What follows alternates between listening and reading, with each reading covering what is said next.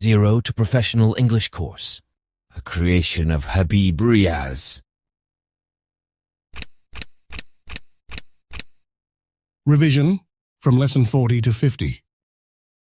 For a better experience of the course, you should buy our book, Golden English, Intermediate Level 2, 0 to Professional English Guide, a golden gift for English learners. What is inside the book? This book is very beneficial for intermediate level students.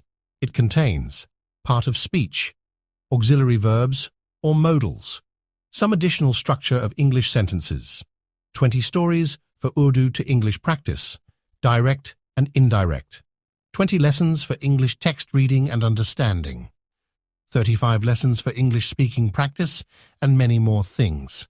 I am sure that my book, Golden English, would be a perfect need for English learners, as this will serve as a complete guide to improve their English skills, starting from zero knowledge to advanced levels. Especially translation, English text understanding, and speaking skills, whether starting from zero knowledge to advanced levels. Error is human nature, so if you notice any mistakes in the book, please do not hesitate to inform me. I would be grateful for this act of kindness. If you like, you may share this course with your friends and relatives. To stay updated about our courses and opportunities, please follow us on the links given below in the description. Let's begin with the lesson. बिस्मिल्लाहिर्रहमानिर्रहीम अस्सलामु अलैकुम व रहमतुल्लाहि व बरकातुहू। उम्मीद करता हूँ कि आप सब लोग बखैर व आफियत होंगे। आज हम रिवाइज करेंगे लेसन नंबर 40 से लेसन नंबर 50 तक, यानी 40 से लेकर के 50 तक हम सबको रिवाइज करेंगे जो कुछ हमने इनमें पढ़ा है। ओके, लेकिन उससे पहले हम रिवाइज करेंगे क्या अपने कल के सबक को। और कल के सबक में हमने क्या पढ़ा था, काइंड ऑफ सेंटेंसेस के बारे में गुफ्तगू की थी और मैंने आपको बताया था कि काइंड ऑफ दो सेंटेंसेस हैं, ये स्ट्रक्चर के नाहिए से हैं, ठीक है। और स्ट्रक्चर यानी खाके के नाहिए से जुमले की कुल 3 किस्में हैं। पहले को हम सिंपल सेंटेंस का नाम देते हैं, दूसरे को हम कंपाउंड सेंटेंस का नाम देते हैं और तीसरे को हम कॉम्प्लेक्स सेंटेंस का नाम देते हैं। सिंपल सेंटेंस किसे कहते हैं? सिंपल सेंटेंस कहते हैं जिसका अपना मेन क्लॉज हो, यानी जिसका अपना सब्जेक्ट हो और जिसका अपने प्रेडिकेट हो, तो उसको बोलेंगे सिंपल सेंटेंस। दूसरे कंपाउंड सेंटेंस कहते हैं। कंपाउंड सेंटेंस कहते हैं कि जिस जुमले के 2 हिस्से हों और दोनों मेन क्लॉज हों, ठीक है, यानी दोनों का अपना सब्जेक्ट हो और उनके अपने प्रेडिकेट हो और माना अदा करने के लिए किसी का मोहताज ना हो, तो उसको बोलेंगे कंपाउंड सेंटेंस। इसकी तीसरी किस्म है कॉम्प्लेक्स सेंटेंस। कॉम्प्लेक्स सेंटेंस किसे कहते हैं? जिनमें एक मेन क्लॉज हो और दूसरा सबऑर्डिनेट क्लॉज हो, यानी उस जुमले को कहा जाएगा जिनमें 2 हिस्से हों या 2 से ज़्यादा हिस्से हों, जिसमें से एक मेन क्लॉज हो और उसके अलावा क्या हो, उसके अलावा सबऑर्डिनेट क्लॉज हो, तो उनको हम बोलेंगे कॉम्प्लेक्स सेंटेंसेस। ओके, तो ये था हमारा खुलासा। अब हम आगे चलते हैं और अपना होमवर्क करते हैं। ओके।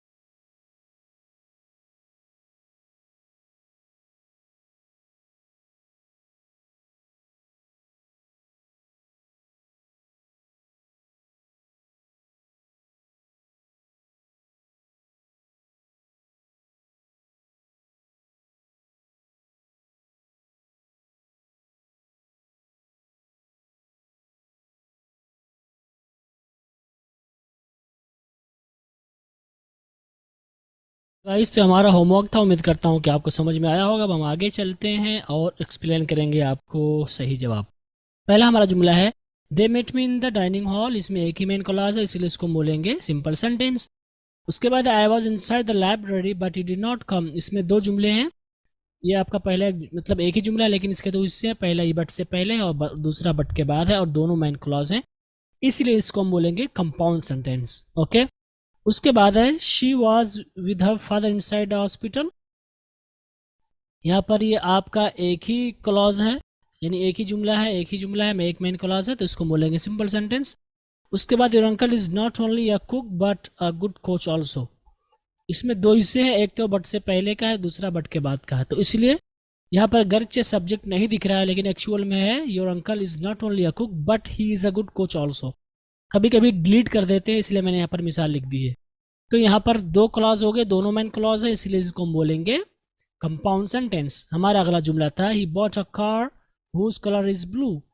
ठीक है, तो यहाँ पर हुज कलर इज ब्लू, ये भी आपका क्लॉज है, लेकिन ये सबऑर्डिनेट क्लॉज है, ये आपका मेन क्लॉज है। तो जब एक मेन क्लॉज हो और दूसरा सबऑर्डिनेट क्लॉज हो, तो इसको बोलेंगे कॉम्प्लेक्स सेंटेंस। तो ये आपका कॉम्प्लेक्स सेंटेंस कहलाएगा। उसके बाद डू योर प्रिपरेशन और the result will not be good. ये आपका जुमला है, यहाँ पर और से पहले एक जुमला है और यानी एक ही जुमला है, हिस्से की बात करेंगे, दूसरा और के बाद है। ठीक है, दोनों के दोनों आपके मेन सब्जेक्ट हैं, आई मीन मेन क्लॉज है, इसीलिए इनको हम बोलेंगे compound sentence. Okay. The doctor did not come to the hospital today. ये आपका एक ही जुमला है और मेन क्लॉज है, तो इसीलिए इसको हम बोलेंगे सिंपल सेंटेंस। उसके बाद I am not feeling well today so it is not possible to attend the meeting today. Okay, तो ये आपका मेन क्लॉज है, ये आपका मेन क्लॉज है, यानी दो हिस्से हैं, दोनों मेन क्लॉज हैं, तो इसीलिए इसको हम बोलेंगे कंपाउंड सेंटेंस। ओके, तो ये हमारा होमवर्क था, उम्मीद करता हूँ कि आपको समझ में आया होगा। ओके गाइस, तो चलिए शुरू करते हैं अब अपना आज का रिवीजन, और आज हम बात करेंगे लेसन नंबर 40 से लेसन नंबर 50 तक। ओके, तो लेसन नंबर 40 में हमने क्या बात की थी? लेसन नंबर 40 में हमने बात की थी स्ट्रेसिंग सेंटेंसेज, यानी अगर हम जुमले में ताकीद पैदा करना चाहते हैं तो उसका क्या तरीक़ेकार है, तो उसके बारे में आपको बताया था। इसके लिए हम द हेक का इस्तेमाल करते हैं, और इसका इस्तेमाल आमतौर पर हम गुस्से, ताज्जुब या जुमले में जोर डालने के लिए करते हैं। दूसरा वर्ड जिसका आप इस्तेमाल करते हैं वो है द डेविल, और द डेविल इसका इस्तेमाल हम सवालिया जुमले में ताकीद पैदा करने के लिए ख़ास तौर पर करते हैं, ख़ास तौर पर यानी कि इसका इस्तेमाल हम सवालिया जुमले में ताकीद पैदा करने के लिए करते हैं।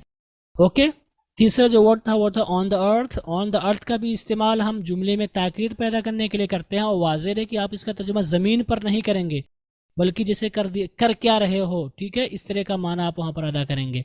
ओके, और ख़ास तौर पर इसका इस्तेमाल सवालिया जुमले में ताज्जुब का इजहार करने के लिए, जुमले में ताकीद पैदा करने के लिए किया जाता है। ओके, हमारा अगला वर्ड है in the world. In the world का अगर आप लफ्ज़ी तर्जुमा देखें तो इसका मतलब होगा दुनिया के अंदर, लेकिन यहाँ पर मतलब होगा कर रहे हो, कर क्या रहे, इस तरह का माना। ठीक है, आप इसका तर्जुमा नहीं करेंगे। इसका इस्तेमाल भी जुमले में ताकीद पैदा करने के लिए करते हैं, और इसका इस्तेमाल हम कब करते हैं? ताज्जुब का इजहार करने के लिए या जुमले में ताकीद पैदा करने के लिए हम इसका इस्तेमाल करते हैं। ओके, एक दूसरा वर्ड है हेल। हेल का माना अगर आप देखें तो इसका मतलब होता है जहन्नम, लेकिन इसका इस्तेमाल भी हम जुमले में ताकीद पैदा करने के लिए करते हैं। ठीक है, और ख़ास तौर पर जब बहुत ज़्यादा आप गुस्सा हो या बहुत ज़्यादा ताकीद करना चाहते हो तो उस वक्त हम द हेल का इस्तेमाल करते हैं। इसलिए अगर आप किसी अंग्रेज़ को या कहीं आप वीडियो सुन रहे हो तो वहाँ पर आप देखेंगे द हेल का इस्तेमाल करते हैं, यहाँ तक कि जो उर्दू बोलने वाले हैं वो लोग भी द हेल का इस्तेमाल कर लेते हैं। ओके, हमारा अगला जो वर्ड है वो है वेरी। वेरी का मतलब बहुत होता है, लेकिन इसका मतलब ही के माने में भी होता है। ओके, और ख़ास तौर पर इसका इस्तेमाल जो है इसम में ताकीद पैदा करने के लिए करते हैं। ठीक है, नाउन में पैदा करने के लिए, ख़ास तौर पर महीनों और दिनों के नाम के साथ अगर हम इसका इस्तेमाल करें तो उस वक्त ज़्यादा अच्छा होता है। हमारा अगला जो वर्ड है ताकीद पैदा करने वाला वो है ओनली। ओनली का क्या मतलब होता है? सिर्फ, और इसका हम इस्तेमाल जानते हैं नाउन के साथ होता है, और इसका इस्तेमाल हम जानते हैं ख़ास तौर पर नाउन के लिए करते हैं। ओके, उसके बाद अगला वर्ड है by the way. By the way का इस्तेमाल हम कब करते हैं? बाय द वे का इस्तेमाल उस वक्त करते हैं जब हम बात कर रहे होते हैं, उस बात के दौरान हम कोई नई बात शुरू करना चाहते हों। ठीक है, कोई नई बात शुरू करना चाहते हो या इस बात के दौरान किसी मौजू के मुतालिक सवाल करना चाहते हैं, तो उस वक्त हम बाय द वे का इस्तेमाल करते हैं। ओके, हमारा अगला वर्ड है talk, speak of the devil. अगर इसका लफ्ज़ी तर्जुमा करें तो इसका मतलब होगा शैतान के बारे में बात करें, लेकिन इसका इस्तेमाल होता है उस वक्त जब हम किसी के बारे में बात कर रहे होते हैं और अचानक वो हमारे सामने आ जाता है, नमूदार हो जाता है, ज़ाहिर हो जाता है, तो उस वक्त हम इसका इस्तेमाल करते हैं। और उर्दू में इसका तर्जुमा हम कैसे करते हैं, ये देखो नाम लेते ही शैतान हाजिर, ठीक, या बंदा हाजिर। अगला वर्ड है दियर दियर या नाउ नाउ, इसका इस्तेमाल हम तसल्ली देने के लिए करते हैं, ठीक है। आगे हमने आपको बताया था व्हाट इज कॉल्ड या what is her your name या व्हाट डू यू से या कॉल इन योर लैंग्वेज। इस तरह के जुमले का इस्तेमाल या अल्फाज का इस्तेमाल हम करते हैं कब, जब हम बात कर रहे हो और किसी का नाम भूल जाते हो या उस चीज़ को भूल जाते हो, ठीक है। तो उर्दू में बोलते हैं अरे क्या नाम है उसका, अरे तुम क्या कहते हो उसको, अरे इस तरह का जो आप जुमला बोलते हैं या इस तरह का आप जो अल्फाज का इस्तेमाल करते हैं उनको कहने के लिए हम व्हाट इज कॉल्ड वगैरह का इस्तेमाल करेंगे, ओके। इसी तरह से एक वर्ड है वेल। वेल का इस्तेमाल हम कब करते हैं, वेल का इस्तेमाल हम उस वक्त करते हैं जब हम बात कर रहे होते हैं और हमारी बात कहीं और थी कहीं और चली गई, यानी हम मौजू से हट गए, तो फिर दोबारा मौजू तक वापस आने के लिए हम वेल का इस्तेमाल करते हैं, ओके। उसके बाद हमने पढ़ा था लेसन नंबर 41 और इसमें हमने बात की थी कंडीशनल सेंटेंसेस को लेकर के, ओके। और मैंने आपको बताया था कि कंडीशनल सेंटेंसेस का क्या मतलब होता है। मैंने बताया था कंडीशनल सेंटेंसेस का मतलब होता है शर्तिया जुमले, ओके। शर्तिया जुमले का क्या मतलब होता है, शर्तिया जुमले का मतलब होता है किसी एक का या दूसरे काम का होना किसी एक काम पर, यानी किसी काम का होना किसी काम पर मुनहसिर हो, डिपेंड हो, यानी वो काम होगा सब तब जा करके आपका दूसरा वाला काम होगा, तो उसको हम शर्तिया जुमले कहते हैं। तो इसमें दो चीज़ें होती हैं, जैसे कि अगर आप कहें अगर मैं दिल्ली आया तो आपसे ज़रूर मिलूंगा, तो यहाँ पर आपका दिल्ली आना एक बात हो गई और मिलना दूसरी बात हो गई, ठीक है। और जो है मिलना ये आने पे मुनहसिर है, तो यहाँ पर एक हिस्से को हम शर्त कहेंगे, दूसरे हिस्से को मशरूत कहेंगे। शर्त किसे कहेंगे, जिसका होना ज़रूरी हो उसको हम शर्त कहेंगे, और जिसके होने जो होगा किसी काम के होने पे उसको हम मशरूत का नाम देंगे, यानी जो नतीजा होगा उसको मशरूत का नाम देते हैं, ओके। और हमने आपको बताया था उर्दू में तो कोई मसला नहीं है, लेकिन अंग्रेज़ी में इसके कुल 4 स्ट्रक्चर हैं जिनको हमें फॉलो करना है। पहले स्ट्रक्चर है, सबसे पहले हम इफ़ कहेंगे, फिर प्रेजेंट कहेंगे, यानी हमारा जुमला क्या होगा प्रेजेंट में होगा, और हम अगर हम लिख रहे हैं तो कॉमा लगा देंगे, उसके बाद हम प्रेजेंट टेंस कहेंगे फिर से, ये दोनों जुमले हमारे प्रेजेंट में होंगे, ठीक है। और इसका इस्तेमाल हम कब करते हैं, इसका इस्तेमाल हम उस वक्त करते हैं जब हम किसी साइंस या हकीकत बयानी, कोई हकीकत है जिसका कोई इनकार नहीं कर सकता है, उसको बतलाने के लिए हम इसका इस्तेमाल करते हैं। इसी तरह से साइंस से मुतालिक जो बातें हैं, जो हक़ाइक़ है, उनको बतलाने के लिए भी हम इसका इस्तेमाल करते हैं, ओके। हमारा अगला जो स्ट्रक्चर है वो है इफ़, उसके बाद हमारा जुमला प्रेजेंट टेंस में होगा, अगर हम लिख रहे हैं तो कॉमा लगा देंगे, नहीं तो नहीं लगाएंगे। उसके बाद हमारा जो मशरूत या जवाब शर्त है उसको हम फ्यूचर में कहेंगे, ठीक है। और इस खाके का इस्तेमाल हम कब करते हैं, इस खाके का इस्तेमाल उस वक्त करते हैं जब हम किसी काम का इरादा रखते हैं और ये काम अभी हुआ नहीं है लेकिन होने वाला, ठीक है। यानी हम सोच रहे हैं काम होगा और इस काम के होने का इम्कान हो मुस्तकबिल में, तो उस वक्त हम इसका इस्तेमाल करेंगे, ओके। और यहाँ पर एक चीज़ मैंने आपको बताई थी याद रखने के लिए कि वो थी कि अगरचे इसमें पास्ट दिख रहा है, अगर दिया आपने, लेकिन इसका मतलब ये नहीं है कि आप उसको पास्ट में कहेंगे अंग्रेज़ी में, बल्कि आप अगर वो काम नहीं हुआ है और मुस्तकबिल में उम्मीद है होने की, तो उस वक्त हम प्रेजेंट ही में कहेंगे, ठीक है। जैसे कि प्रेजेंट टेंस आप कहेंगे, पास्ट नहीं कहेंगे। जैसे कि आप कहते हैं if I am not invited in his walima, तो इसका तर्जुमा आप कर सकते हैं कि अगर मुझे वलीमे में नहीं बुलाया गया, आई विल नॉट गो, तो मैं नहीं जाऊंगा, ठीक है। आप इसका तर्जुमा कर सकते हैं अगर मुझे वलीमे में दावत नहीं दी गई तो मैं वलीमे में नहीं जाऊंगा। आप इसका तर्जुमा कर सकते हैं कि अगर मुझे दावत नहीं दी जाती है तो मैं नहीं जाऊंगा, तो यहाँ पर दी गई हो गया, यहाँ पर दी जाती है, यानी कई तरीके से हम इसको कह सकते हैं। लेकिन अगर ये बात ऐसी है कि वलीमा आने के चांसेस हैं, यानी वलीमे की दावत आने के चांसेस हैं और आपके जाने के भी चांसेस हैं, तो गर्चे यहाँ पर आपको पास्ट में जुमला दिख रहा है, लेकिन आपके लिए ज़रूरी होगा कि आप इसको प्रेजेंट ही में कहना कि पास्ट में, ठीक है। पास्ट में कहने से माना बदल जाएगा, जिसको हम अगले में पढ़ेंगे, जो कि ये है। और वो स्ट्रक्चर क्या है, ये स्ट्रक्चर है कि हम अपना इफ़ कहेंगे, उसके बाद अपनी बात को पास्ट इंडेफिनिट में कहेंगे, उसके बाद कॉमा लगा देंगे, और उसके बाद हमारा जो जुमला होगा वो मॉडल के साथ होगा, ख़ास तौर पर उसमें कुड शुड वुड लगा रहेगा। इसको आप फ्यूचर में नहीं कहेंगे, बल्कि मॉडल वाला सेंटेंस होना ज़रूरी है, ओके।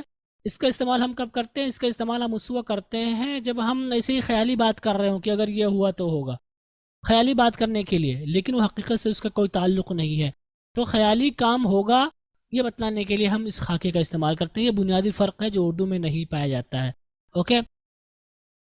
तो यहाँ पर हमने आपको बताया था मिसालों के साथ कि स्ट्रक्चर को बताया पहले कि if, present tense, comma, sentence और फ्यूचर में रहेगा, ठीक। उसके बाद इफ पास्ट इंडेफिनिट कॉमा, उसके बाद सब यानी आपका जुमला होगा मॉडल में। यहाँ पर मैंने बताया था क्या फ़र्क है दोनों में, तो आपको मैंने बताया था इन दोनों में फ़र्क क्या है। दोनों में फ़र्क दो माने से, दो नाहिए से। पहला नाहिया ये है कि ये जो हमारा जुमला है ये हमारा पहला प्रेजेंट में रहेगा, दूसरा फ्यूचर में रहेगा, ठीक है।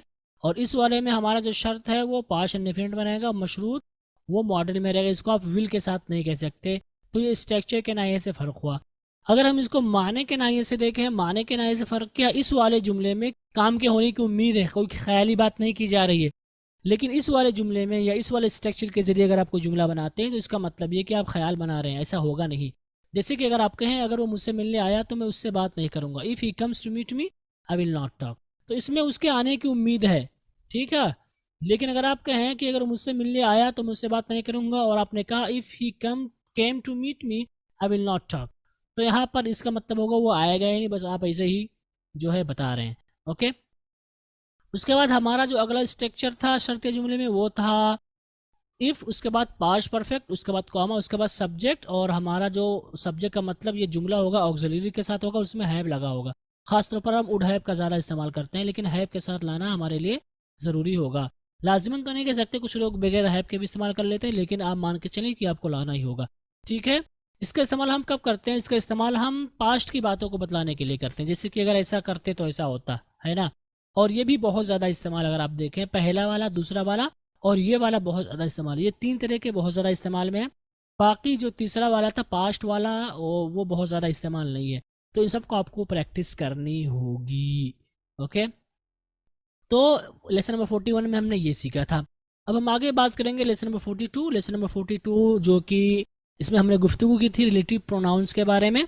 और रिलेटिव प्रोनाउंस को उर्दू में कहते हैं इसमें मौसूल। इसमें मौसूल किसे कहते हैं, तो रिलेटिव प्रोनाउंस की तारीफ़ क्या होगी, इससे मुराद वो जुमले में जिनका इस्तेमाल जुमले के बीच में किया जाता है। इनका इस्तेमाल दो जुमलों यानी इंडिपेंडेंट क्लॉज और रिलेटिव क्लॉज को जोड़ने के लिए किया जाता है, ओके। और इसके ज़रिए हम इस जुमले में मौजूद इस्म या ज़मीर जिसको मौसूल कहते हैं उनके बीच रब्त पैदा करते हैं, ओके। तो इनका इस्तेमाल जुमलों के हिस्से को, दो हिस्सों को जोड़ने के लिए किया जाता है, ओके। जैसे कि आप कहते हैं वो आदमी जिसने तुम्हें मेरे बारे में बताया था वो मेरा दुश्मन है, इसको आप कैसे कहेंगे, आप कहेंगे the person who told you about me was my enemy.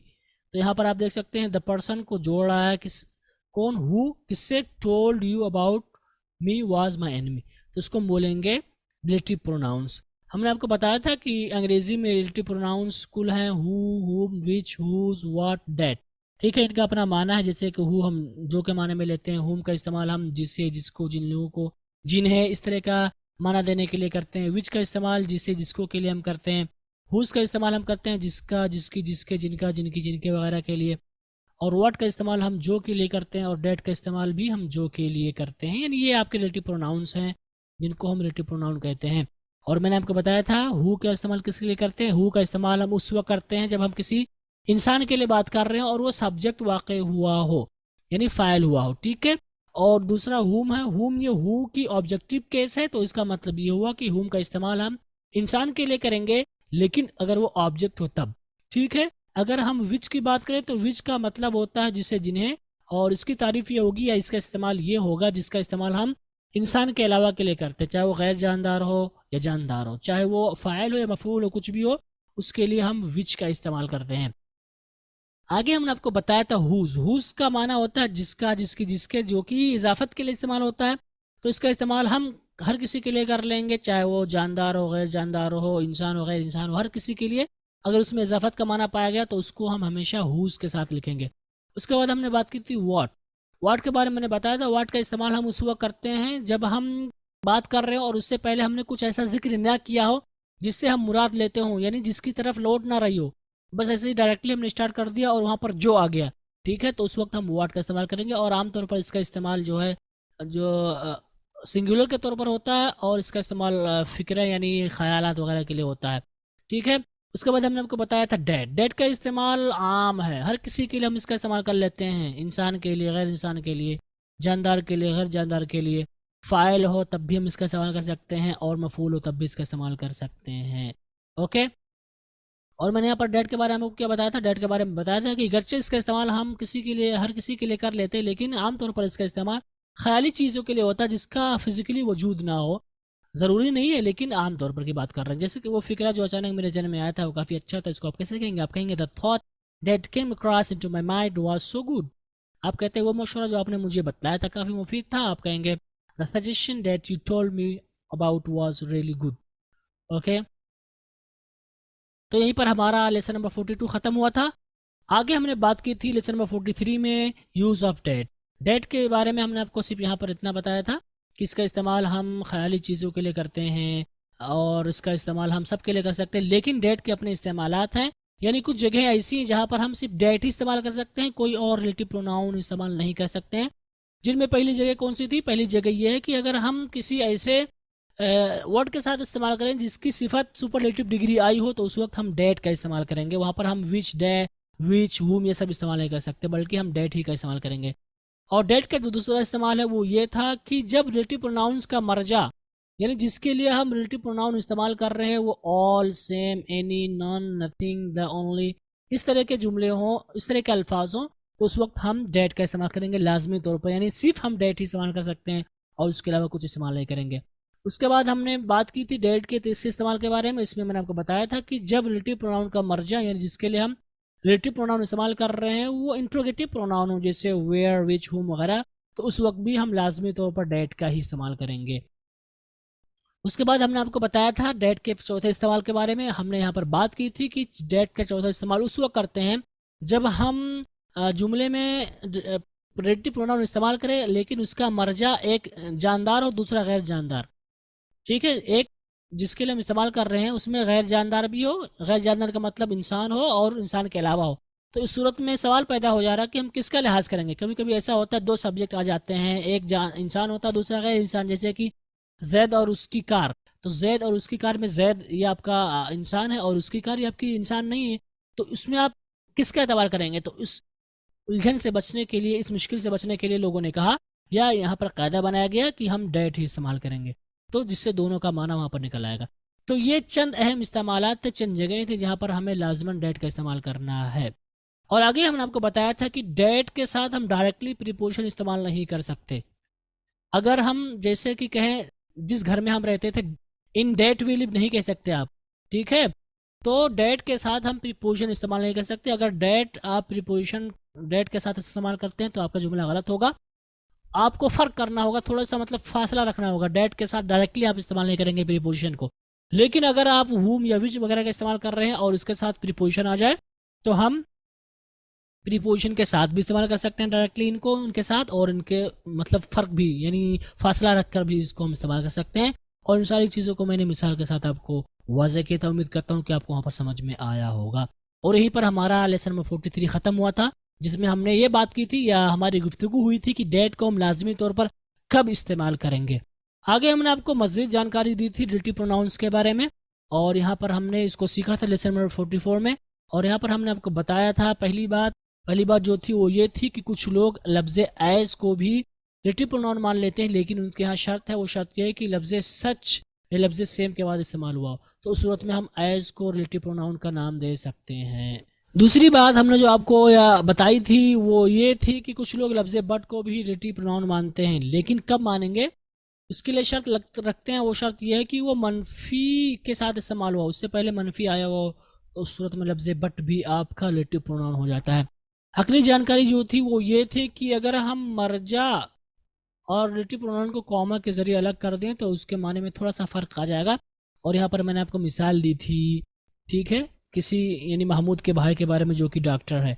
ठीक, हमने आगे आपको बताया था वो ये था कि रिलेटिव प्रोनाउन का मर्जा अगर आकिल हो और मफूल वाक़ हो तो उस सूरत में हम रिलेटिव प्रोनाउन को हज़फ भी कर सकते हैं, यानी कि हम रिलेटिव प्रोनाउन को हज़फ भी कर सकते हैं। ओके, आगे हमने आपको बताया था कि हम बजाते खुद रिलेटिव प्रोनाउन कभी कभी उसके मर्जा को भी बिला वजह हज़फ कर देते हैं। ठीक है, यानी जिसके लिए हम रिलेटिव प्रोनाउन इस्तेमाल कर रहे हैं उसको भी हज़फ कर देते हैं। पहले वाले में क्या है, पहले वाले में कि रिलेटिव प्रोनाउन ही को हज़फ कर देते हैं, जैसे विच, डेट, इनको ही हज़फ कर देते हैं। और इसमें है कि हम जिसके लिए इस्तेमाल कर रहे हैं, यानी जिसके लिए हम रिलेटिव प्रोनाउन ला रहे हैं उसको भी हम हज़फ कर सकते हैं। ठीक है, आगे हमने आपको बताया था कि जब रिलेटिव प्रोनाउन का मर्जा यानी जिसके लिए हम रिलेटिव प्रोनाउन इस्तेमाल कर रहे हैं पूरा जुमला हो जाए, यानी पूरे जुमले के लिए हम रिलेटिव प्रोनाउन इस्तेमाल करें तो सूरत में हम विच का इस्तेमाल करेंगे और इसके इस्तेमाल में आपसे गलती नहीं होनी चाहिए गाइस। ओके, आगे हमने आपको बताया था कंपाउंड प्रोनाउन के बारे में। कंपाउंड का मतलब होता है जोड़ना, तो इसका मतलब ये है कि ऐसे कंपाउंड रिलेटिव, यहाँ पर प्रोनाउन का मतलब रिलेटिव प्रोनाउन। ओके, ऐसे कंपाउंड रिलेटिव प्रोनाउंस जिनका इस्तेमाल या जिनको हम बनाते हैं दो या दो से ज़्यादा अल्फाज को जोड़ करके, जैसे कि आप कहते हैं whom ever, आप कहते हैं whom so ever, आप कहते हैं who ever, आप कहते हैं who so ever, आप कहते हैं what ever, आप कहते हैं which ever। ओके, तो इनको हम क्या कहेंगे, ये भी आपके रिलेटिव प्रोनाउंस है, लेकिन इनको हम कंपाउंड रिलेटिव प्रोनाउंस कहेंगे क्योंकि ये एक से ज़्यादा वर्ड से जुड़कर मिले हैं। ओके, और चूंकि इसमें वर्ड का इजाफा हो गया तो हम इसमें ताकीद भी पैदा कर देंगे, जैसे कि whom के माने हमने कहा जिसको, लेकिन अगर हम कहते हैं whom ever तो हम कहेंगे जिसको भी, राइट। तो इस तरह के हम माने में इजाफा करेंगे, ठीक। और यहीं पर हमारा सबक ख़त्म हुआ था। आगे हमने बात की थी लेसन नंबर 45 में, और यहाँ पर हमने आपको बताया था इन्फिनेटिव के बारे में। मैंने बताया था कि इन्फिनेटिव किसे कहते हैं। इन्फिनेटिव ये फेल की एक शक्ल है और इसको हम कैसे बनाते हैं, टू, यानी वर्ब की फर्स्ट फॉर्म के से पहले आप टू जोड़ दें तो ये इन्फिनेटिव बन जाता है। ओके, ये जो है फेल की शक्ल है, बस हम टू लगा देते हैं। लेकिन अगरचे हम टू लगा देते हैं, लेकिन ज़रूरी नहीं है कि हम हमेशा टू ही लगाएं, उसका हिस्सा माने। उसका हिस्सा है लेकिन ज़रूरी नहीं कि हमेशा हो, इसीलिए हम इसको कभी कभी हज़फ भी कर देते हैं। और इसकी दो किस्में हैं, पहले को हम फुल इन्फिनेटिव कहते हैं, दूसरे को हम बेयर इन्फिनेटिव्स कहते हैं। फुल इन्फिनेटिव की तारीफ में मैंने आपको क्या बताया था, फुल इन्फिनेटिव को हम टू इन्फिनेटिव का नाम भी देते हैं, यानी इससे मुराद ऐसे इन्फिनेटिव्स हैं जिनको हम असल फेल में टू का इजाफा करके बनाते हैं, यानी जिसमें टू लगा हो उसको हम फुल इन्फिनेटिव का नाम देते हैं। जैसे कि आप कहते हैं टू ईट, आप कहते हैं टू मीट, आप कहते हैं टू टीच, तो इनको हम बोलेंगे फुल इन्फिनेटिव। फुल इन्फिनेटिव का इस्तेमाल हम कब करते हैं, फुल इन्फिनेटिव के कई सारे इस्तेमालात हैं, जिसमें से पहला इस्तेमाल है कि मकसद या इरादे को ज़ाहिर करने के लिए इसका इस्तेमाल करते हैं। आगे इसका दूसरा इस्तेमाल है इसके मान इसम के मानी में इजाफा करने के लिए, उस वक्त ये सिफत के तौर पर काम करता है, यानी इसम के मानी में इजाफा करने के लिए भी इसका इस्तेमाल हम कर लेते हैं। इसी तरह से एडजेक्टिव के माने में इजाफा करने के लिए हम इसका इस्तेमाल कर लेते हैं, और जब हम एडजेक्टिव के माने में इजाफा करेंगे तो आमतौर पर ये मकसद ही को बतलाएगा। ओके, इसका अगला इस्तेमाल मैंने बताया था कि सेंटेंस के माने में इजाफा करने के लिए इसका इस्तेमाल किया जाता है। आगे हमने आपको बताया था इसका पांचवा जो इस्तेमाल वो ये है कि इसका इस्तेमाल वर्ब के सब्जेक्ट के तौर पर हो जाता है, यानी वर्ब को सब्जेक्ट की ज़रूरत होती है तो उस वक्त में हम इन्फिनेटिव को भी सब्जेक्ट बना सकते हैं। और आगे हमने आपको बताया था जुमले में इसका इस्तेमाल ट्रांजिटिव वर्ब के ऑब्जेक्ट के तौर पर होता है। ट्रांजिटिव वर्ब के ऑब्जेक्ट के तौर पर यानी फ़ेल मुतअद्दी का ऑब्जेक्ट बन सकता है ये। आगे इसका इस्तेमाल था और मैंने बताया था कि इसका इस्तेमाल वर्ब के कॉम्प्लीमेंट के तौर पर इसका इस्तेमाल किया जाता है। कॉम्प्लीमेंट का मतलब होता है यानी अब वर्ब यानी जैसे इज़ है, आर है, ये सब अपना माना नहीं अदा कर पाते हैं तो उस माने को पूरा करने के लिए इसका इस्तेमाल करते हैं। आगे हमने आपको बताया था ये प्रीपोजिशन का ऑब्जेक्ट भी बन सकता है, यानी इस पर प्रीपोजिशन भी आ सकता है। ओके, और आगे हमने आपको बताया था ऑब्जेक्टिव कॉम्प्लीमेंट के तौर पर, यानी ऑब्जेक्टिव अपना माना नहीं अदा कर पाता है तो उसके माने में इजाफा करने के लिए या उसका माना पूरा अदा करने के लिए हम इसको इस्तेमाल कर लेते हैं। इसका एक इस्तेमाल ये है कि कुछ अफ़आल ऐसे हैं जिनके लिए अगर हम फेल लाना चाहते हैं तो ज़रूरी होगा कि हम उनके साथ इन्फिनेटिव ही लाएं, जिसमें से चंद अफ़आल यहाँ पर आपको हमने दिखा रखे हैं। इसके अलावा बहुत सारे अफ़आल हैं जिनको हमने अपनी किताबों में जिक्र कर दिया, आप वहाँ से इनको पढ़ सकते हैं। तो जब भी आप इन अल्फाज का इस्तेमाल करें और इनके साथ हमें कोई दूसरा वर्ब लाना हो तो हमारे लिए बेहतर है कि हम वहाँ पर उनको टू के साथ ही इस्तेमाल करें। ओके, आगे हमने आपसे गुफ्तगू की बेयर इन्फिनेटिव के बारे में, और मैंने बताया था बेयर इन्फिनेटिव, बेयर का मतलब होता है बेलिबास, नंगा, यानी जो खाली हो। तो बेयर इन्फिनेटिव का माना होगा कि वो इन्फिनेटिव जिनमें लफ्ज़ टू ना लगा हो। ठीक है, जैसे कि आप सिर्फ ईट कहें, आप सिर्फ मीट कहें, आप सिर्फ टीच कहें। ओके, और इनके कुछ इस्तेमालात हैं, यानी इनको हम हर जगह इस्तेमाल नहीं कर सकते बेयर इन्फिनेटिव को, बल्कि उनके कुछ इस्तेमालात हैं, जिसमें से पहला इस्तेमाल है मॉडल वर्ब के साथ। और आपने मॉडल में पढ़ा था कि आप अगर उड लाते हैं तो टू नहीं लाएंगे, जैसे आई वुड लाइक आप नहीं कहेंगे आई वुड टू लाइक, बल्कि ओके आई वुड गो आप नहीं कहते हैं आई वुड टू गो। तो आप जब भी मॉडल इस्तेमाल करेंगे उस वक्त आप वर्ब लाएंगे तो बगैर टू के लाएंगे, यानी बेयर इन्फिनेटिव आप लाएंगे। ओके, इसी तरह से ऐसे अफ़ाल जिनका ताल्लुक़ एहसासात या हवास से हो, जैसे कि सूंघना, सुनना, इन सारी चीज़ों से हो, और अगर आप इनके बाद कोई वर्ब लाना चाहते हैं तो आप उनको बगैर टू के लाएंगे इन्फिनेटिव को।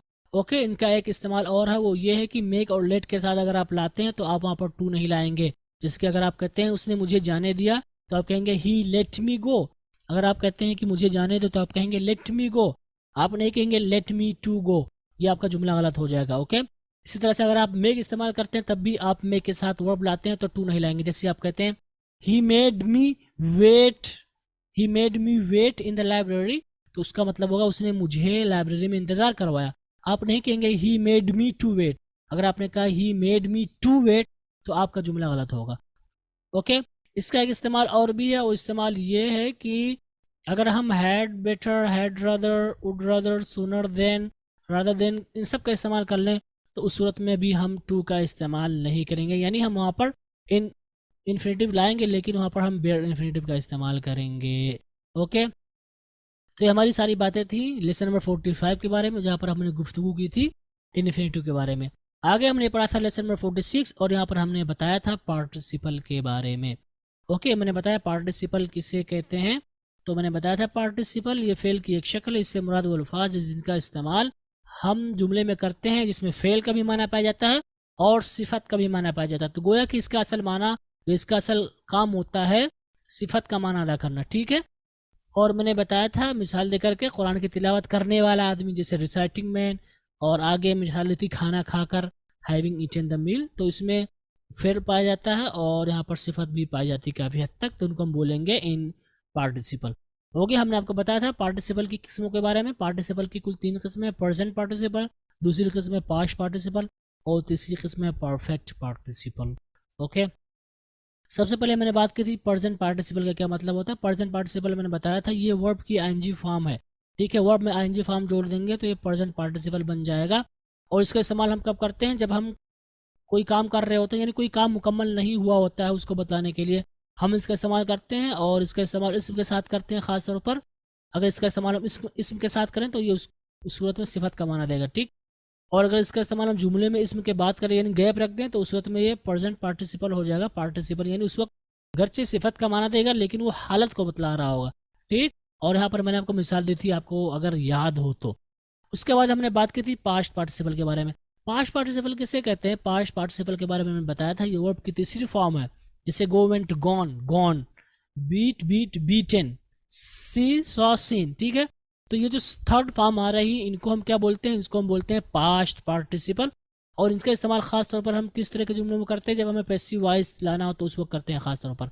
ओके, आगे हमने बात की थी परफेक्ट पार्टिसिपल के बारे में। मैंने बताया था परफेक्ट पार्टिसिपल किसे कहते हैं, तो परफेक्ट पार्टिसिपल ये बनता है हैविंग प्लस वर्ब की थर्ड फॉर्म, यानी पास्ट पार्टिसिपल में अगर हम हैविंग लगा दें तो वो परफेक्ट पार्टिसिपल बन जाएगा।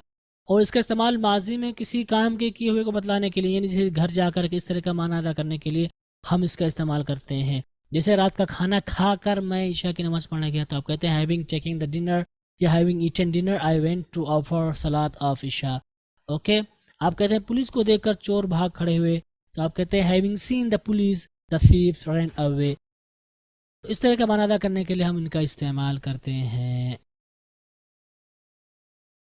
आगे हमने बात की सी अपने इसके अगले सबक में, और अगला सबक था जेरंड के बारे में। और हमने बताया था जेरंड किसे कहते हैं, इसको आप जेरंड नहीं पढ़ेंगे, ठीक।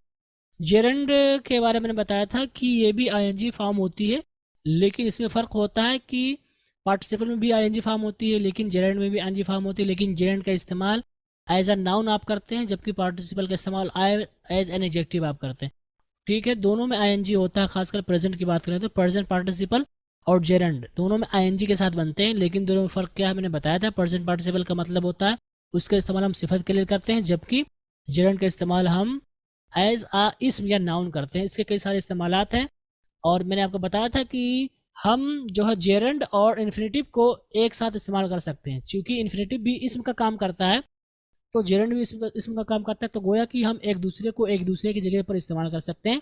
जिसमें से अगर हम जेरंड की बात करें तो पहला इस्तेमाल है जुमले में वर्ब के सब्जेक्ट के तौर पर इसका इस्तेमाल करते हैं। इसी तरह से ट्रांजिटिव वर्ब के ऑब्जेक्ट के तौर पर भी इसका इस्तेमाल हम कर लेते हैं, और इसी तरह से वर्ब के कॉम्प्लीमेंट के तौर पर इसका इस्तेमाल कर लेते हैं। और इसका एक इस्तेमाल और है, वो इस्तेमाल ये है कि प्रीपोजिशन के ऑब्जेक्ट के तौर पर भी इसका हम इस्तेमाल कर लेते हैं। और ये सारे इस्तेमालात आपने इन्फिनेटिव में पढ़ रखे हैं, इसीलिए मैंने कहा कि आप इन्फिनेटिव और जेरंड को एक साथ इस्तेमाल एक दूसरे की जगह पर इस्तेमाल कर सकते हैं। ओके, आगे हमने बात की थी लेसन नंबर 48 और यहाँ पर हमने गुफ्तगू की थी फ्रेज के बारे में। और फ्रेज की तारीफ में मैंने क्या बताया था, फ्रेज किसे कहते हैं, फ्रेज कहते हैं अल्फाज के जुमले के अंदर पाए जाने वाले अल्फाज के मजमू, या आप ये कह सकते हैं अल्फाज के मजमूओं को कहा जाता है जिनका अपना सब्जेक्ट और प्रेडिकेट ना हो, यानी कि वो अपना माना अदा करने के लिए किसी दूसरे के मुताज हो, यानी जिसमें पाया ना जाए सब्जेक्ट और प्रेडिकेट, तो उसको बोलेंगे फ्रेज।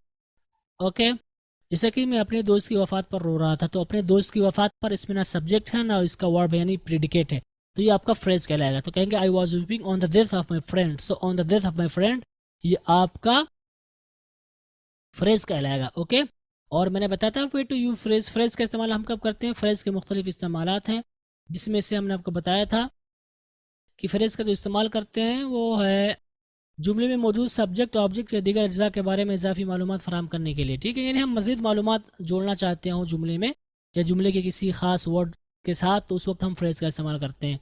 और आगे हमने को बताया था कि इसका इस्तेमाल खास तौर पर जुमले में एडवर्ब, एडजेक्टिव वर्ब, नाउन या प्रीपोजिशन के तौर पर होता है।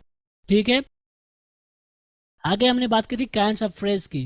मैंने बताया था इसकी कई सारी किस्में, जिसमें से पहला नाउन फ्रेज, दूसरा एडजेक्टिव फ्रेज, नाउन फ्रेज का मतलब जो नाउन का काम करे, एडजेक्टिव फ्रेज किसे कहते हैं जो जुमले में एडजेक्टिव का काम करे, तीसरी किस्म है एडवर्बियल फ्रेज, एडवर्बियल फ्रेज किसे कहते हैं, एडवर्बियल फ्रेज कहते हैं जो जुमले में एडवर्ब का काम करे या जिसको हम एडवर्ब की जगह पे इस्तेमाल कर सकते हो। इसके अलावा है इसकी अगली किस्म प्रीपोजिशनल फ्रेज, यानी जिसका इस्तेमाल प्रीपोजिशन के तौर पर हो और इसकी इब्तिदा आमतौर पर प्रीपोजिशन से होती है और ख़त्म नाउन पर होती है। आगे हमने आपको बताया था इसकी पांचवी किस्म जो कि है वर्ब फ्रेज। वर्ब फ्रेज का मतलब होता है जो जुमले में हेल्पिंग वर्ब के साथ या मॉडल के साथ आया, जैसे वुड गो, लाइक, ठीक है, इज गोइंग, तो इन सबको बोलेंगे वर्ब फ्रेज। ओके, उसके बाद इन्फिनेटिव फ्रेज। इन्फिनेटिव फ्रेज का मतलब होता है इन्फिनेटिव के साथ कोई और वर्ड आ जाए, जैसे टू गो देयर, इस तरह का माना, तो उसको हम इन्फिनेटिव फ्रेज कहेंगे। जेरेंट फ्रेज कहते हैं कि जेरेंट के साथ कुछ और वर्ड आ जाए, जैसे गोइंग देयर, तो उसको हम बोलेंगे जेरेंट फ्रेज। और पार्टिसिपल फ्रेज कहते हैं जिनका इस्तेमाल हम जुमले में पार्टिसिपल के तौर पर करें। पार्टिसिपल ही की शक्ल होती है, लेकिन ये है कि इसमें कुछ अल्फाज और जुड़ जाते हैं, तो इस तौर पर वो अल्फाज के मजमूए हो जाते हैं, तो इसको बोलेंगे पार्टिसिपल फ्रेज। आगे हमने बात की थी एब्सोल्यूट फ्रेज। एब्सोल्यूट फ्रेज कहते हैं अल्फाज के मजमूए को जिनका इस्तेमाल हम जुमले में करते हैं और इनका असर जो है पूरे जुमले में होता है। ठीक है, और इसकी आखिरी जो किस्म थी वो थी अपोजिटिव फ्रेज। अपोजिटिव फ्रेज कहते हैं इसको उर्दू में हम बोलते हैं बदल, ठीक है, या कायम मकाम। इसका मतलब ये होता है कि आप जिसके लिए इस्तेमाल कर रहे होते हैं वही चीज़ मुराद होती है। जैसे कि मैंने आपको मिसाल दी थी कि Maulana Abul Kalam Azad the first Indian educational minister, ठीक है, तो वहाँ पर the first Indian educational minister से मुराद अबुल कलाम है, तो जिसके लिए हम इस्तेमाल कर रहे हो वही मुराद होता है, तो उसको बोलेंगे अपोजिटिव फ्रेज। तो उम्मीद करता हूँ कि आपको यहाँ पर ये सब कुछ समझ में आया होगा। आगे हमने बात की थी लेसन नंबर 49 और यहाँ पर हमने बात की थी क्लॉज के बारे में, और मैंने आपको सबसे पहले बताया था क्लॉज किसे कहते हैं, तो मैंने यहाँ पर बताया था क्लॉज कहते हैं अल्फाज के उस मजमूए को जो जुमले का हिस्सा होता है, ये फाइल और सब्जेक्ट पर मुश्तमिल होता है और पूरा माना अदा करता है, तो उसको हम बोलते हैं क्लॉज। ओके, जैसे कि दे रिटर्न होम व्हेन इवनिंग केम, इनका अपना सब्जेक्ट और उनकी प्रेडिकेट और अपना माना अदा कर रहे हैं, तो इनको बोलेंगे क्लॉज। ओके, आगे हमने बात की थी क्लॉज की किस्मों के बारे में। सबसे पहले मैन क्लॉज है, दूसरा सबऑर्डिनेट क्लॉज है। मैन क्लॉज किसे कहते हैं, मैन क्लॉज कहते हैं जिसका अपना सब्जेक्ट हो और प्रेडिकेट और अपना माना अदा करने के लिए किसी का मुहताज ना हो, और इसको हम इंडिपेंडेंट क्लॉज भी कह सकते हैं। और मैंने आपको बताया था कि कोई भी जुमला ऐसा नहीं है जिसमें मैन क्लॉज ना हो, ठीक है, मैन क्लॉज का होना जरूरी है किसी भी तरह का जुमला हो। आगे हमने बताया था इसकी दूसरी किस्म के बारे में, मैंने बताया था सबऑर्डिनेट क्लॉज कहते हैं इसको, और इसकी तारीफ क्या होगी, इसकी तारीफ होगी कि इसका अपना सब्जेक्ट और प्रेडिकेट होगा, लेकिन इसमें कुछ ऐसा जोड़ दिया जाएगा कि अपना माना नहीं अदा कर पाएगा जब तक कि इसके साथ कोई मेन क्लॉज ना आ जाए, और इसको हम डिपेंडेंट क्लॉज भी कहते हैं। ओके, आगे हमने आपको बताया था कि खास तौर पर इसके साथ सबऑर्डिनेटिंग कंजंक्शन जुड़ा होते हैं। सबऑर्डिनेटिंग कंजंक्शन बहुत सारे, जिसमें से कुछ आपके सामने हैं, और ये हो सकता है कि इसके साथ रिलेटिव प्रोनाउन जुड़ा हो। जरूरी नहीं कि सबऑर्डिनेटिंग कंजंक्शन हो, बल्कि रिलेटिव प्रोनाउंस भी जुड़ सकता है। ठीक है, जैसे कि आप डेट, विच, हु, हुम वगैरह का इस्तेमाल करते हैं, तो उनको हम क्या बोलेंगे, इनको भी हम नाम देते हैं सबऑर्डिनेट क्लॉज का। ओके, आगे हमने बात की थी काइंड्स ऑफ सबऑर्डिनेट क्लॉज, यानी सबऑर्डिनेट क्लॉज की कैसे सारी किस्में होती हैं, जिसमें से पहला नाउन क्लॉज। नाउन क्लॉज का मतलब होता है जो नाउन के तौर पर काम करे। दूसरा एडजेक्टिव क्लॉज, इसका मतलब होता है जो जुमले में एडजेक्टिव के तौर पर काम करे। तीसरी किस्म है एडवर्ब क्लॉज। एडवर्ब क्लॉज का मतलब होता है जो एडवर्ब का काम करे। आगे हमने बताया था कि जो नाउन क्लॉज किसे कहते हैं, वही माना में जो सब्जेक्ट और ऑब्जेक्ट के तौर पर इस्तेमाल होता है। एडजेक्टिव किसे कहते हैं, जो एडजेक्टिव का काम करे। और एडवर्ब क्लॉज किसे कहते हैं, जो एडवर्ब का काम करे। ओके, आगे हमने बात की थी kinds of adjective subordinate clause, यानी कि सबऑर्डिनेट क्लॉज की 3 किस्में थी, नाउन, एडजेक्टिव और एडवर्ब। तो नाउन की कोई किस्म नहीं, अलबत्ता एडजेक्टिव की 2 किस्में हैं। पहले को हम कहते हैं एसेंशियल एडजेक्टिव। एसेंशियल का मतलब होता है जिसका इस्तेमाल जुमले में ज़रूरी हो, और नॉन एसेंशियल इसकी दूसरी किस्म है। इसका मतलब होता है जिसका इस्तेमाल जुमले में ज़रूरी ना हो, लेकिन इसका इस्तेमाल हम माने में इजाफा करने के लिए कर लेते हैं। ठीक, आगे हमने आपको बताया था kinds of adverb subordinate clause, यानी एडवर्ब सबऑर्डिनेट क्लॉज की कितनी किस्में। अभी हमने आपको एडजेक्टिव की किस्मों के बारे में बताया, अब हम आपको बताएंगे सबऑर्डिनेट क्लॉज एडवर्ब। ओके, इसकी कई सारी किस्में। पहली किस्म टाइम, जिसका मतलब जिसका इस्तेमाल टाइम के लिए हो, या जो टाइम का माना रखता हो अपने अंदर। दूसरा प्लेस, इसका मतलब है जो अपने अंदर प्लेस यानी जगह का माना रखता हो। तीसरा इसका इस्तेमाल है पर्पज, इसका मतलब ये है कि जो मकसद को बतलाए। चौथी इसकी किस्म है कॉज, कॉज का मतलब जो सबब को बतलाए। पांचवी किस्म है कंडीशन, कंडीशन का मतलब है जो शर्त को बतलाए। रिजल्ट इसकी छठी किस्म है, इसका मतलब ये जो नतीजे को बतलाए। ओके, इसकी सातवीं किस्म है कंपैरिजन, इसका मतलब है जो कंपैरिजन के माने पे दलालत करे। इसकी आठवीं किस्म है सपोजिशन और कंसेशन, यानी जो उल्टे को यानी किसी उल्टी चीज को बतलाए, तो इसको हम बोलेंगे सबऑर्डिनेट क्लॉज एडवर्ब।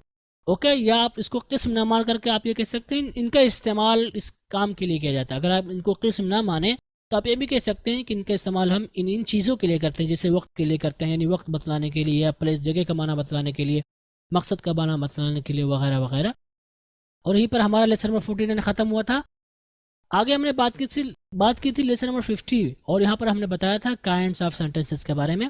और मैंने आपको यहाँ पर वजाहत के साथ बयान किया था कि काइंड ऑफ सेंटेंसेस किसे कहते हैं, यानी जो हम आपको ये बतलाने जा रहे हैं, जो किस्में हैं ये खाके के एतबार से हैं। ठीक है, ये खाके के एतबार से इनकी 3 किस्में हैं। तो पहले को हम बोलते हैं सिंपल सेंटेंस, दूसरे को हम बोलते हैं कंपाउंड सेंटेंस, तीसरे को हम बोलते हैं कॉम्प्लेक्स सेंटेंस। हर एक की तारीफ है। सिंपल सेंटेंस किसे कहते हैं, सिंपल सेंटेंस कहते हैं इससे मुराद हर जुमला जिसमें सिर्फ एक मेन क्लॉज हो, यानी जिसमें एक ही मेन क्लॉज हो, एक ही हिस्सा हो, एक ही मेन क्लॉज हो, वो मेन क्लॉज उसको बोलेंगे सिंपल सेंटेंस। कंपाउंड सेंटेंस जिसमें 2 क्लॉजेज हों और दोनों मेन क्लॉज हो, उसको बोलेंगे कंपाउंड सेंटेंस। ठीक है, और अगर हम कॉम्प्लेक्स सेंटेंस की बात करें तो इसका मतलब होगा कि जिसमें एक मेन क्लॉज हो और सबऑर्डिनेट क्लॉज हो, तो उस सूरत में हम इसको बोलेंगे कॉम्प्लेक्स सेंटेंस। ओके, और यहीं पर आज का ये हमारा रिवीजन खत्म हुआ। अब हम थोड़ा सा ब्रेक लेंगे, और अब हम ग्रामर में से कुछ नहीं सीखेंगे, बल्कि थोड़ा सा ब्रेक लेंगे, और अब हम सीखेंगे उर्दू से अंग्रेजी जुमले की प्रैक्टिस। तो हम आपको कहानियां देंगे उर्दू में, आपको उनको अंग्रेजी में करना होगा। इसकी वजह यह है कि जो कुछ हमने सीखा है उनको अमली तत्बीक दी जा सके। ओके, ताकि हमने जो कुछ पढ़ा उसको हम प्रैक्टिस में ला सकें और सारी चीज़ें अजबर हो जाएं फिर से। उसके बाद फिर हम इंशाल्लाह डायरेक्ट इनडायरेक्ट पढ़ेंगे। और इन्हीं के साथ हम आपसे रुखसत होते हैं। इंशाल्लाह हमारी मुलाकात अगले सबक में होगी। वस्सलामु अलैकुम वरहमतुल्लाहि वबरकातुहू।